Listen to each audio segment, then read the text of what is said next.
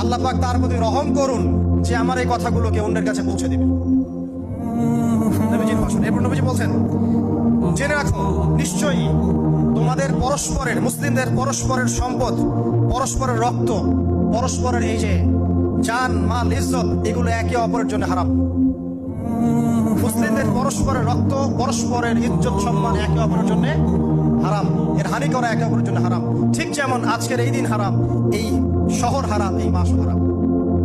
নবী করিম সাল্লাল্লাহু আলাইহি ওয়াসাল্লাম বলছিলেন, জেনে রাখো তিনটা বিষয়ে যেন তোমাদের অন্তর কখনো খেয়ানত না করে। তিনটা বিষয়ে তোমাদের অন্তর যেন কখনো খেয়ানত না করে। এক, তোমরা যে কাজটাই করবা শুধু আল্লাহ পাকের সন্তুষ্টির জন্য করবে।